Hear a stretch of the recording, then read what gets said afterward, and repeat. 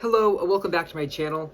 So I wanted to do a video talking about the 4 nonfiction books that I hope to read by the end of the year.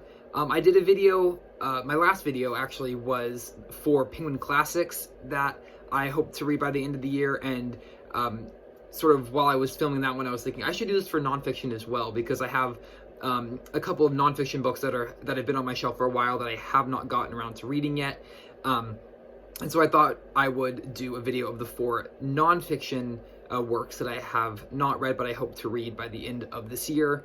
I'm sort of trying to get to a place where a vast majority of the books in my personal library will be read before I start acquiring even more books. I absolutely love buying books. I love getting books.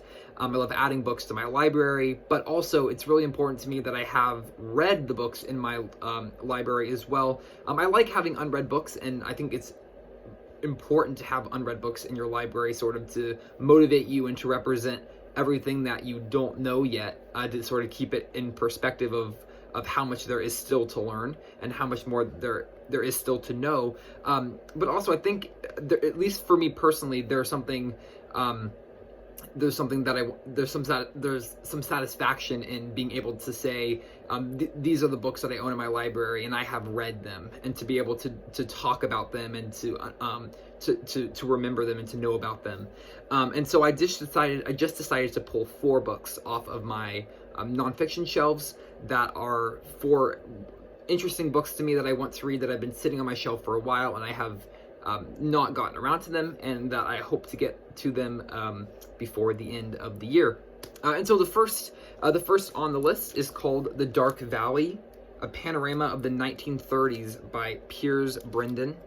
And I apologize for any glare coming. I'm trying some new lighting. I have a light above my desktop, and I also have a new light here coming on the side, and so I apologize for any glare. But this is a book that I picked up at a used bookstore, I think almost 4 years ago now, and it's just been sitting on my shelf since then, and I have not read it. And it still seems really, really interesting to me. Got some nice cover design. It still seems really interesting to me, and it's definitely a subject matter that really intrigues me. But for some reason, it sort of has made its way progressively lower and lower on my bookshelf. And I've sort of just let it skip my mind. So this is certainly one that I'm hoping to get to by the end of the year.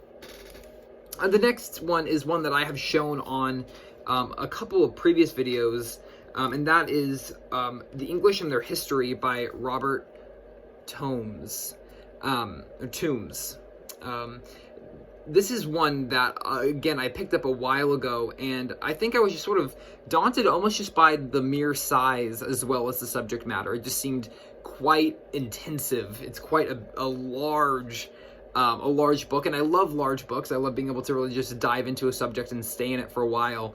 But for some reason, this one was just intimidating me, sort of staring back at me from my shelf, and so I haven't actually picked it up yet.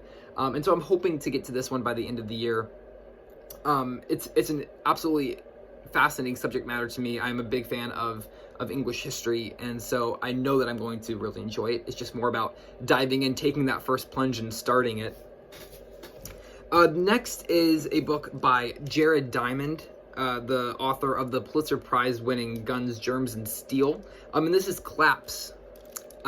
It's his book analyzing sort of the fabric of societies, what causes a society to fail, what causes a society to succeed. Is there rhyme and reason behind success or failure of a collective civilization or a society? And so this one I got about 2 years ago, and it's just been sitting on my shelf since then. I have not read Guns, Germs, and Steel. I have it on my TBR, so this will be my first Jared Diamond book to read. It's an incredibly interesting subject matter. I think it's a really interesting idea for a book, and so I'm really interested to dive into this one. And then last but not least is The End by Ian Kershaw. I guess it's ironic that I've saved this one to be the last, given its title. But this is about the end of Nazi Germany, 1944 to 1945. I picked this one up based off of a friend's recommendation, actually, and it's just sort of been sitting on my shelf since then. I used to read much more World War II history than I have recently. This year I have not read any at all.